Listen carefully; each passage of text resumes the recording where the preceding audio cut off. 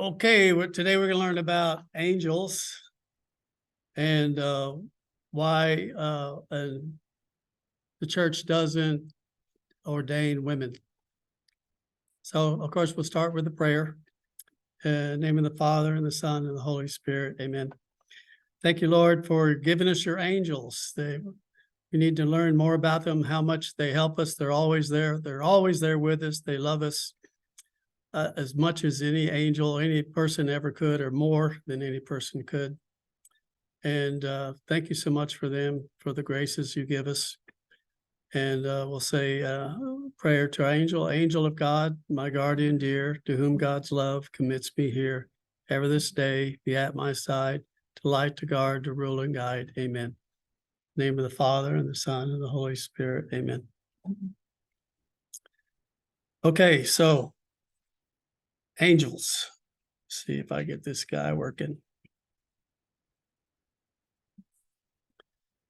So angel is a pure spirit, and it was interesting. I'm reading, and they're saying that every angel is different. They're different beings, so they don't have bodies or anything. But all angels, all the billion angels, are like a different species.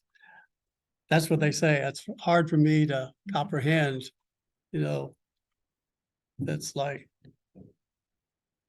all the different animals in the world, all different species. Well, all these angels are different species. So somehow, anyway, you can chew on that a while. They are, as Dr. Andrews from Call to Communion says, when they ask him about, do you think that there are aliens somewhere? He says, yeah, they're called angels.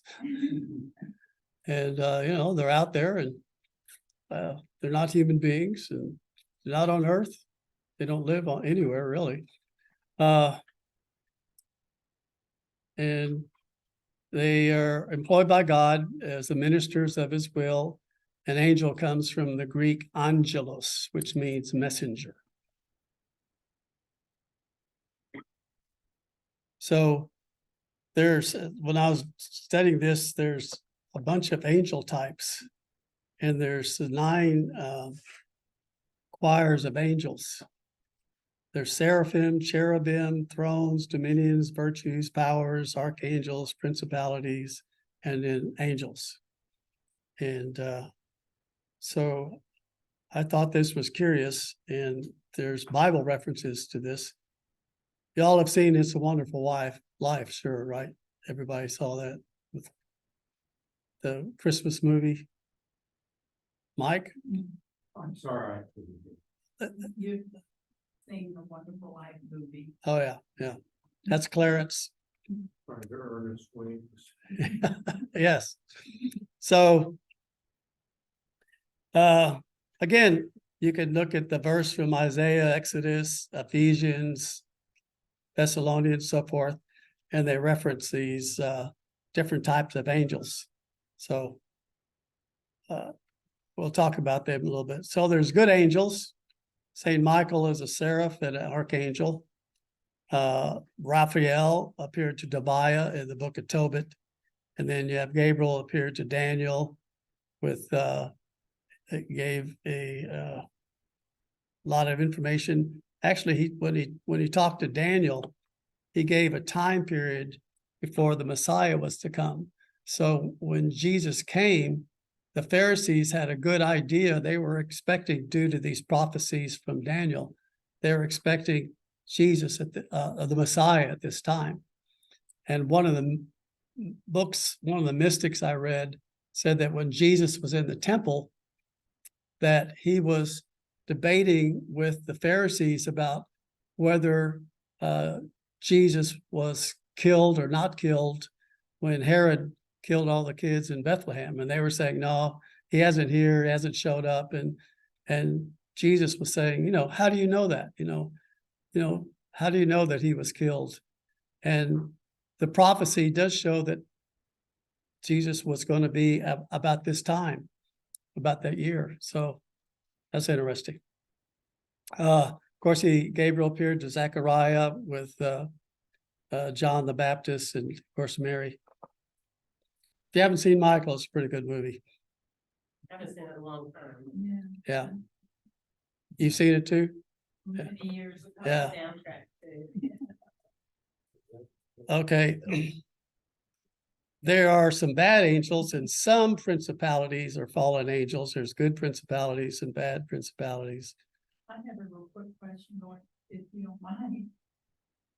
Is Michael the only archangel, or the other two considered archangels? Raphael and Gabriel are also archangels. Yeah, And we call them that because they're the only three that are mentioned in the Bible by name. right. The only three names mentioned in the Bible. Amen. By name, yeah. So, but all the different angels are mentioned in there. Mhm. So, yeah. And Satan is an angel. And y'all have seen Fantasia too, right? Fantasia? I don't think I ever did. You never saw that? Really good movie. You know, they have this, it's on Stone Mountain where this devil appears and have it around. But they end the movie with the song to Mary, Ave Maria. And this was pretty neat. They do that. So if you have a chance, it's good.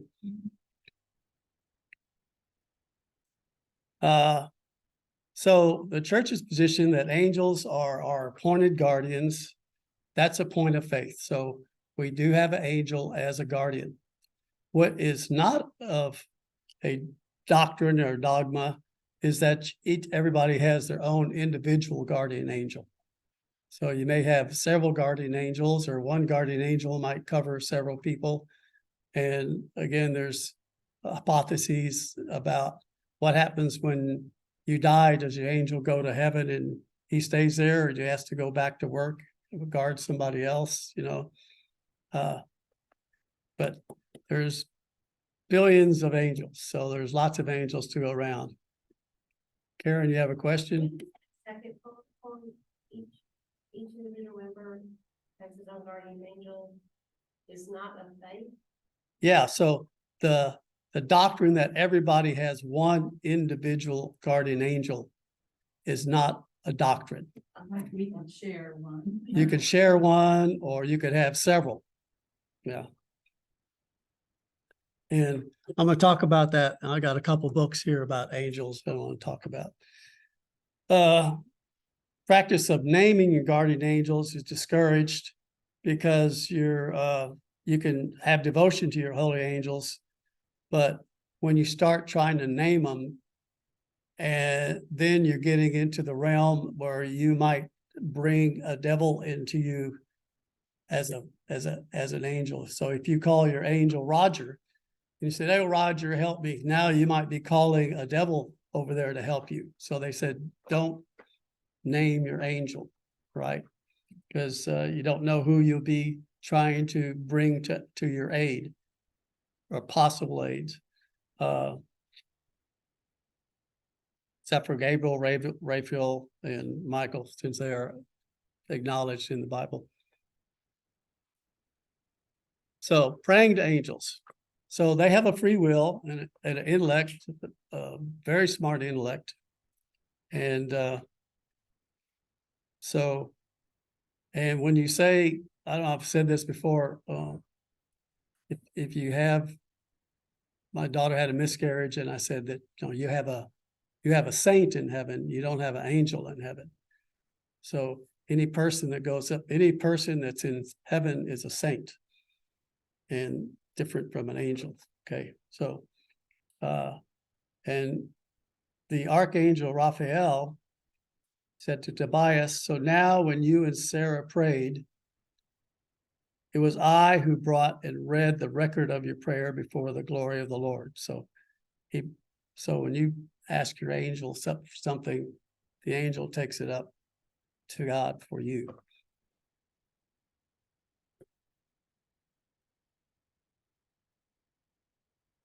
So why angels? God is so powerful and glorious that he cannot be approached by a person, by human beings. So he made the angels to be an intermediary between us and God. So, you can't approach God. You would die. I mean, it's just too much like trying to get to the sun, I guess. So angels don't have man's shortcomings or sins or body, so they can act for God and represent him when communicating with men or women. So like when Gabriel appeared to Mary, he could put on a body, show a body, although the angel doesn't have a body. Okay. So it can look like a body, maybe probably feel like a body. There's been angels all appearing all over the place, leading armies and stopping bad things from happening, and which I'll talk about here in a minute. So the fallen angels, supposedly they say about a third of the angels fell. So 2/3 ended up good, a third ended up bad. And it's that they had knowledge, they knew what they were doing, they had one chance to make a choice. Are you going to serve God and serve man, or are you going to not? So the theory is that the angels decided they would rather reign in hell than serve man. And so they were supposed to be man's helpers. And also maybe they knew that Jesus would become a man and they would have to be under Jesus as a man, and they didn't want to take that. So they said, I'd rather reign in hell than serve man, was because of their pride. Supposedly that's one of the theories theologians say, that why they turned away from God. So you say, if someone dies and they're going to go to hell forever, why doesn't God just wipe them out? Just make them so they disappear, so they don't exist anymore, rather than making them stay in hell forever. But another theory is that when you affront God, you're confronting an infinite person. So you're making an infinite rejection of God. You're turning your back on God, on an infinite goodness. So your punishment should be an infinite. There's Debbie. Infinite, you'll have an infinite punishment. And also, let's say that after 100,000 years of hell, God lets you out, lets you up to heaven. So now the guy could say, I did whatever I want and I still got out of heaven, even though it took 100,000 years. So that can't happen either. So that's some of the theories why hell lasts forever. And you don't want to go there. Okay. All right. Okay. So That's a relatively new theory about people saying hell isn't forever. I mean, I've only just heard that recently, in all my years. Yeah. Is that a relatively new theory that hell is forever? As long as I've been studying, hell is not forever. Oh, hell is not forever. Oh, yeah.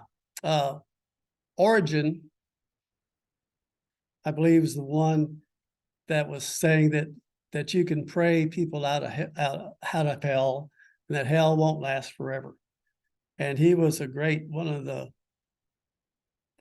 great writers of the church. But after he said that was an apostasy, and so he went away from the church.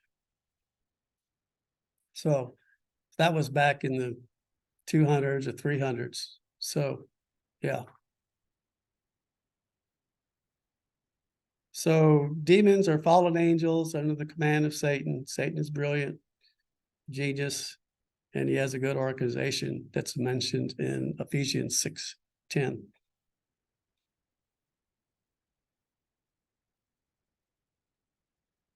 There's also another good book, C.S. Lewis, called Screw Tape Letters. And it's, if you have a chance, it's not real long, Screw Tape Letters. And it talks about Satan and he's trying to bring a new devil up, help him so he can go out and bring people into hell. And he gives them all these things about, hey, this is, you don't have to scare people or whatever. Just tell them that, hey, you got plenty of time. Don't worry about it. You can do what you want now. Then later on, you can ask for forgiveness. That's one way that you're going to eventually get them. And some other ways so he's very crafty, or the other thing is telling him, God doesn't love you, you're no good. There's no way that he's going to forgive you for this stuff. So, you're gonna go anyway. So you might as well keep doing bad things. So in those Screw Tape Letters, Satan gives the kid, if you will, all these kind of things that he can use to help people get to hell. So it's interesting. That's a book or a movie, you say? It's a book. It might be a short story by C.S. Lewis, but Screw Tape Letters. So the seraphim, so we'll go through the angels, is the highest order, the choir of angels. They're before God's throne. They have 6 wings to cover their faces, their feet, and 2 for flying. And of course, this is all in people's imagination. Again, an angel is kind of like a thought, let's say. So has power, he can think, but he has no body. Cherubim are man-like in appearance, double wings. So this is where cherubs come from, but that's not really what there really is no cherub. There's a cherubim. There's no little kid baby angels. They have intimate knowledge of God, and they're always praising him. But if they have this is all supposition, because we believe that they don't have any body or anything to cover. Yeah. So they have no body. Like I said, you can think of an angel as kind of a thought, and that's it. So here's a thought. Anywhere, it could be anywhere in the universe, but a powerful thought with a brain. Nobody. Thrones are angels of humility, peace, submission. They're out in the cosmos, and they take care of material things that happen. Dominions, and these are the graphics here are from a mosaic way back, and they have the different angel types. And I'm not sure where they got them, but this is the dominions, the leadership angels that regulate the duties of the other angels, and let the other angels know what God's commands are. Virtues are spirits of motion, control of the elements of nature, seasons, the stars, moon, sun, charge of miracles, and provide courage, grace, and valor.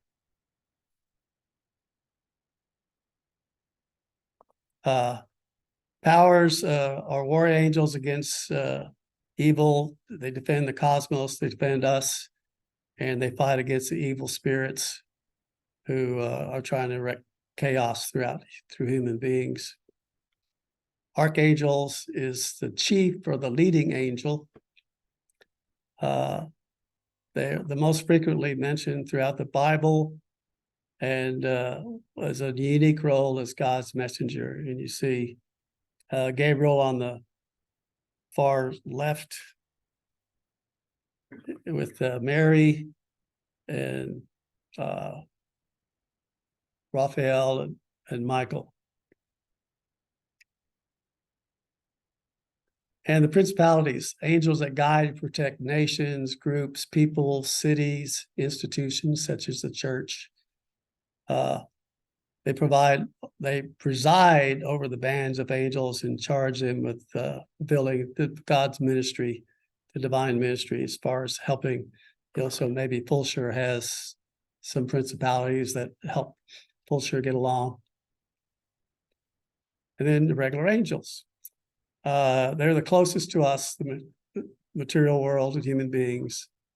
They deliver the prayers to God, and God answers other messages to humans. They have the capacity to talk to all the other angels, and they're the ones that assist us. And I would think probably the angels or the guardian angels.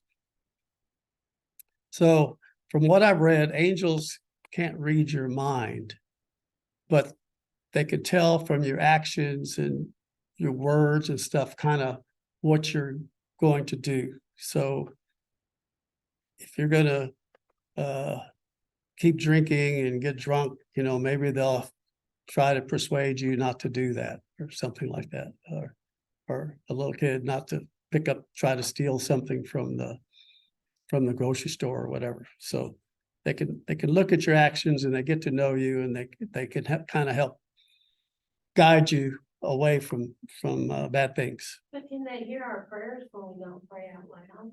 If they're delivering the prayers to God? If you don't have to pray out loud for the angels to hear your prayers, because they don't have ears. But God allows the angel, if you're thinking, God will allow that prayer to go to the angel. So you don't have to say it out loud, huh? Yeah, like let's say telepathy. So if I'm saying guardian angel prayer in my mind, then God would allow the angel to hear that.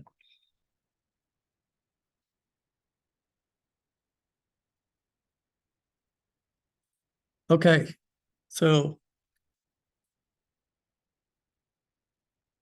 I got 3 books that we happen to have at our house.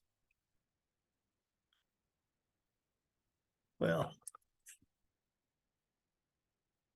let me make sure I've got that they can see this. So this is one that I picked up, Angels on Assignment, but it's by a Protestant, and in there he's talking about that we are saved by faith alone. So, and some other stuff. So I wouldn't recommend this book. It's like he's talked to God and the angels have talked to him. So if you see this, I wouldn't read that. All About Angels is just a good book from a priest about everything that he's learned about angels, what he's from the theologian and so forth. Father Sullivan has been doing this. It was in the 40s. It was very popular, so they started printing them again. So this That's is the one that has all the different levels. I think I have that one. I think I've read it. Does that one have all the 9 different levels of angels? I thought, however many you listed up there. You could, in fact, there's one number that gives the description, just like that, like you did earlier. But it says, where are the angels? Where are they created? Are angel guardians? Angels in scriptures, angels and the martyrs, the chronicles of the Dominican order.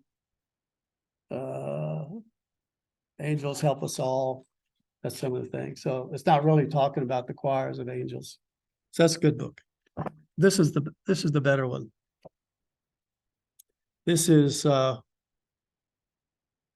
can see that, Where Angels Walk.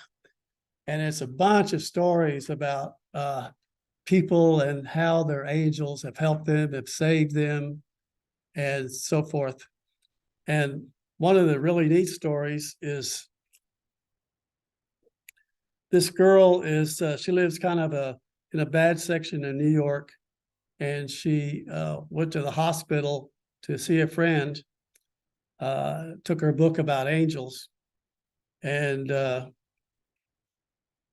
she was one night she was walking back from work, and she was walking down the street, and she saw kind of a shady looking man waiting beside the building, and she had to walk in front of him to go around the corner to get to her apartment. And so she said, well, I'll just walk like I know what I'm doing. And so she walked right past him, looked at him, and he didn't do anything. And then she got around the corner and she ran into her apartment. And later that night, she heard the sirens and saw the flashing lights and everything. And the next day, she asked her friend, what happened? She said, well, a girl was raped there about 6 o'clock that night, 6 or 7 o'clock. And so she said, I walked right by this guy and around that time, or just before that time. So she called the police and they said, well, come on down and maybe you can describe him. And they had picked the guy up and like a couple of days later, and they said, well, we're going to put these guys in line up and see if you can identify him. And so she picked the guy out that was standing there that night. And so the policeman, the detective, said, I wondered why he didn't jump on that first girl and waited for the second one. So he went back to the guy, to the rapist, and he said, why didn't you attack this girl that, the first girl that walked by? It's to the second one. He said, and I quote, he said, do you remember this girl? He says, oh yeah, I remember her. But why would I have bothered her? The rapist asked. She was walking down the street with two big guys, one on either side of her. Wow. And the author is Joan Anderson. Joan Anderson. So she had an original book, this one, and then this was updated at 25th anniversary. So it's been around for 25 years. And it's got even more stories in it. But there's a bunch like that where these two kids were driving back from college, and they were driving from, say, Connecticut to Indiana. And they got about halfway, and this big storm was coming through, and they said, we can do it. So they were driving along, and they got up, and their car died. And they were just surrounded by snow. No one was there. And all of a sudden, this tow truck shows up. And he says, we want to hook? And they say, yeah. So he takes them to their house, and they didn't even tell him where he lives. And they get out of the car, and they go inside, and tell him that this guy picked him up, and thanks for sending the tow truck. And they said, they didn't have a cell phone wasn't working and nothing. And they said, well, we don't know. And he said, what tow truck are you talking about? And they looked outside, there was no tow truck. So they had been praying to get help from their guardian angel. And he showed up. And for them, he was from the tow truck group. Is what? He was from the tow truck group, the angels. Yeah. Which one? That must be the 10th choir. Like good guardian angels looking out for us. Do you think like over where the terrorists and stuff are there a bunch of bad fallen angels influencing them? Or is that even like the Israeli war and stuff? Yeah, they're Yeah. really just the whole Do I think there's bad angels influencing them? Yeah. That's what the devil does. If you read the Screw Tape letters, you see that, where they were told that you do whatever it takes. They're bad and you can kill them, and if you die, you'll be a martyr and you'll go to heaven. So that's the mindset of some of it. Hey, Yeah. Richard. Sir. There's an interesting story I heard. It's actually from one of the priests of the Divine Mercy Shrine. I forgot his name. I think he's the vocations director, but he, in his book on the rosary, it's kind of similar to the angels that Ted Bundy, remember the serial killer? Oh yeah. Evidently he had gone through these all-girl dormitory in somewhere in the Florida college, all-girls Florida college. And he had gone in and killed a couple of girls, and he'd gone into the next room, and an unseen force pushed him out. And it turned out that it's more associated with the rosary, that that years later he had confessed that that this had happened. And anyways, something similar. I'm sure it was this lady's guardian angels, though, that protected her. Yes, yes. Actually, that's one of the stories in this book where angels walk. I Oh, remember okay. that story. Yeah, that was pretty neat. Thank you, Andrew. Yeah. Just since we're on the topic, so this girl was traumatized, of course, after this happened. She called for a priest for counsel. Years later, when Ted Bundy was caught, he's on death row. He asked for a Catholic priest, although he wasn't Catholic, and he wanted to ask a priest about this. And it turns out, just by sheer coincidence, that it was the exact same priest that this girl had called for counsel. Wow. Yeah, you guys can look up the details. But anyway, fascinating story. Yeah, thank you.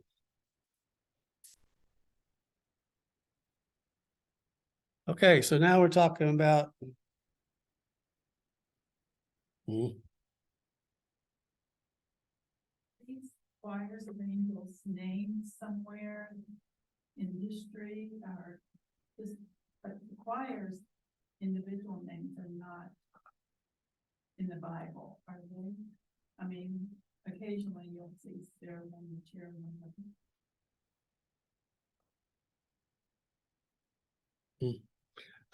that's what that slide I showed you, where all the different levels of angels are noted in the Bible. Now, whether they said each of them is in a choir or whatever, I'm not sure. You'd have to look at the.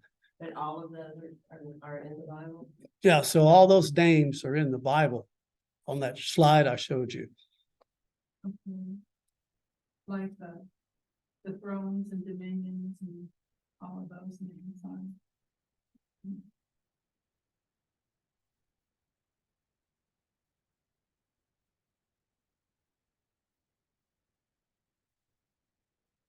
See that slide? So if you look at Isaiah, they'll reference seraphim. If you look at Ephesians, they talk about dominions, authorities, powers. So if you reference those. Looked away, didn't see that. I'm sorry. Yeah. You don't either. It's okay. Trying to get rid of this little screen here.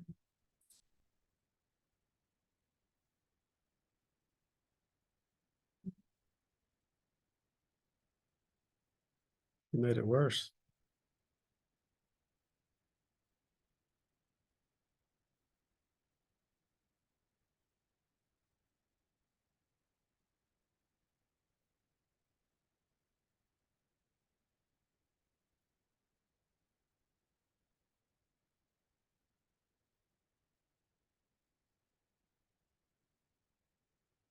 There we go. Oh, sometimes that screen comes down. I can't get rid of it. Okay. So why doesn't the church ordain women? Basically, priesthood is Christ. So in persona Christi. So, and Christ is the head of the body of the church. And they consider God, although it doesn't have any gender, but they always consider God as a man and Christ as a man, and the church is the bridegroom, is the bride. Okay, so they have that reference all through the Bible and through what Jesus says. So some say, well, so what if he's a man? That's irrelevant. And a woman can act in the persona of a Christ as well as a man. So the difference between men and women, the roles it's not relevant. Men and women by their natures are suited to different complementary roles. Of course, there's women all through the church having high level roles. And without women in the church, we would be really hurting, because they do the education, they do the nursing, the teaching, theologists, doctors of the church. Probably Saint Teresa of Calcutta was probably one of the most helpful persons in the world in the 1900s. You got Sister Angelica that started EWTN. That's another good book that you could look at about Sister Angelica. It talks about her life and what she went through to get started. So she was asked to go to a television station to make a presentation. And she went to the studio and she saw, there was a camera and this or that. He says, "That's all you need to do television?" And so she said, "I could do that." And so they were building a garage for where the nuns were staying. And she said, she told the contractors, "It's not going to be a garage, it's going to be a television studio." And they go, "Oh, okay." And there's like one time where they were delivering this $100,000 satellite dish. Came in the truck in the morning, and the nuns came up to Sister Angelica and they said, "Hey, the truck has arrived and they need the $100,000 before they take it off the truck." And she goes, "Wow, we'll have to do something, And so they prayed, and this guy that's on this yacht off of Florida calls in and says, "Hey, can I help you?" And they said, "Yeah, we need $100,000 to pay for the satellite dish." He says, "Okay."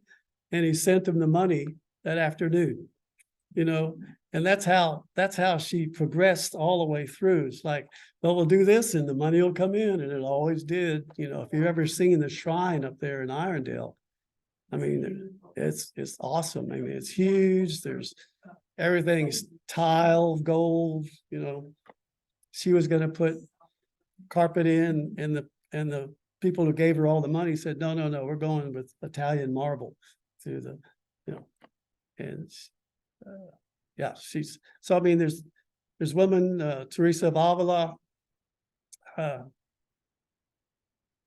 no, one of those Teresas went to Avignon and told the Pope there, he said, "Hey, you need to get back where you belong.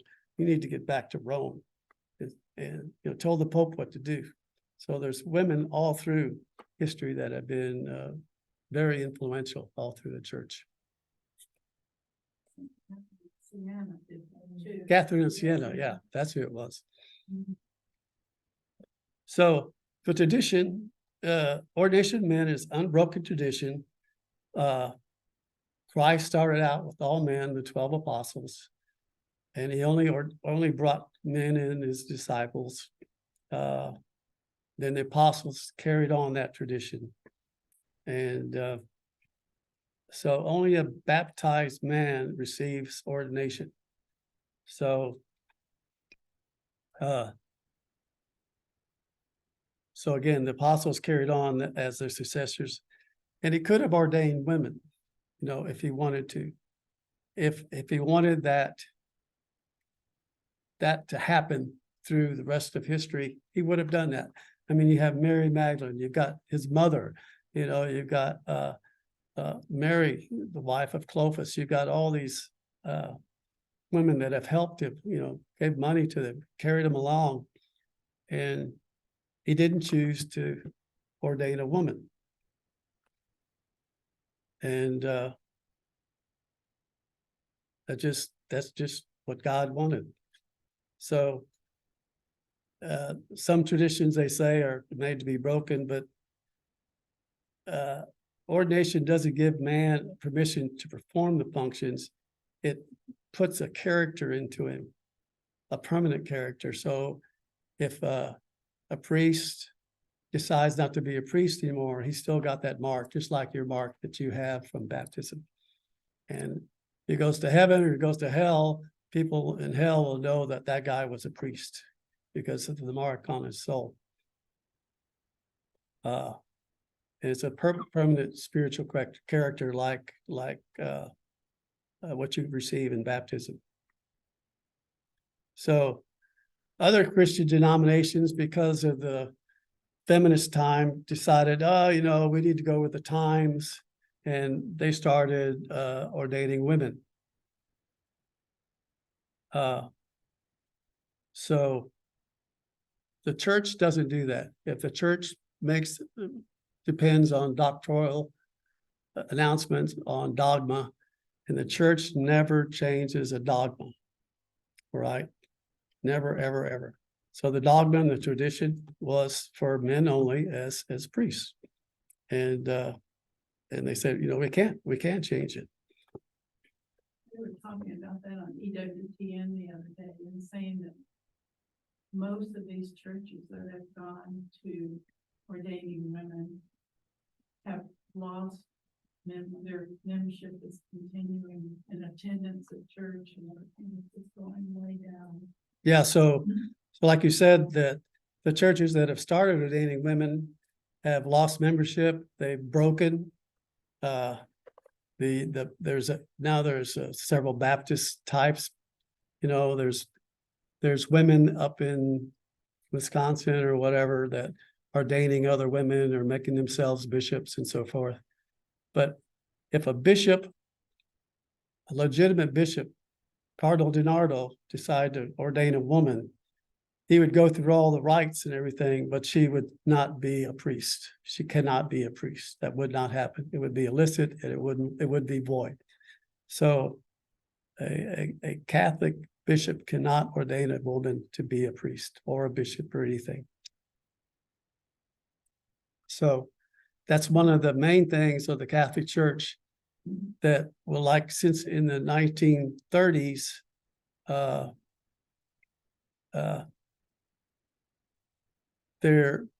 they wouldn't allow contraception, or you couldn't.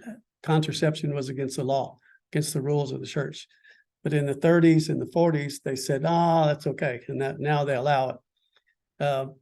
Calvin, from what I read, decided that his sister-in-law, his brother, wanted a divorce. So he tortured the sister-in-law to try to get her to say that she committed adultery. And she didn't, but they said, she did anyway. And that was the first time that Protestants allowed divorce. So their things change with the tide, you know, with how humanity changed. So, and then just men are more likely to think of God in terms of philosophical definitions, rational, logical, more logical, which are good qualities for fulfilling a priest's duty to transmit teaching. So, in summary, Christ only chose apostles from among men. It's been the constant practice of the church, which imitated Christ in choosing only men. And exclusion of women from the priesthood is in accordance with God's plan for his church. For whatever reason, he did that. So, and again, you know, you have women in very high roles, except for the priesthood.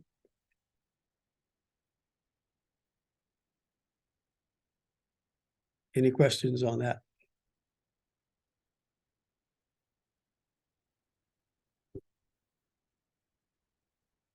How do you feel about that, Karen? No, I'm good with it. My husband's Episcopalian, I go to church with him sometimes, and if it's a woman priest, it just doesn't feel like almost service to him. Yeah. Episcopalians are one of the first ones to start ordaining women. And Sally, you got any comment on? Or I don't understand why the women feel like they have to be in competition with the men. I mean, we have our roles and lives, and to procreate is essential for a woman. I mean, to me, that's one of the highest gifts that God gave us, not just the priesthood. Yeah. So your vocation is women's procreation. Yeah. And being a mother, a guy can't be a mother. I mean, he's not even close to loving and like you could. We couldn't continue giving them, having a congregation without women. Yeah. Debbie? I feel the same way. I kind of wonder if, I mean, so woman was made out of man. I mean, we took his rib, Adam's rib. And we are of man, right? Now, how am I saying that right? Yeah, okay. So we're not, and I'm not saying that means, oh, that we're lower than him, but we're not the same. Mhm. I mean, that's just another example of that. We're not man. Yeah. We're not the same. Yeah, so I You know, and don't it's, see what all the fuss is about. yeah, okay, so, you know, another thing, and I'm thinking about, a guy can go out in the middle of the night and he can go different places and not worry about being attacked. It's, you know, and being a guy, he's not interested in having children. You know, he doesn't have that maternal need, maternal instinct in him. I guess like I was saying, it's safer for a guy to go out in the wilderness and whatever and preach and be a missionary. That's part of it too. Okay. Any, You know, all these surgeries that people are having and stuff, it still doesn't change your DNA. I mean, you are still, you know. It doesn't change your soul. No, We're each born with a soul, Mhm. and you can't change your soul. You can't change that. You Yeah. might change an appendage, but you can't change something that God created within your soul. Yeah. So yeah, the gender operations, whatever, you're still a biological male or a biological female, and that's it. That's crazy. It's crazy. So if you have, you know, grandkids or kids, make sure your school is not going in that direction. Texas is pretty safe, but I know if you have kids in other states, you might want to make sure the parents are up to date on what the school is teaching about gender identity. And if we were priests, who we cook and clean. Is what? I said, if we were priests, who we cook and clean. Yeah. Take care of you guys. Yep. Okay. You're free to run and jump, grab some more donuts. Thank you. And what are we doing next week? Next week is. It'd be D3. Individuals receive special revelations from God. And what does the church, why does the church have religious orders? Okay. Individual revelation and religious orders. Okay. All right. Thank you. Welcome. Thank you. Well, have a good week, Lucretia and Andrew, and I'll send out the Thank you, Mr. Jones. yeah, Thank you. the PowerPoint and the other presentation on YouTube. So see you Okay. next week. See you next week. All right. All right. Bye. Angel's pointing me away from the dome.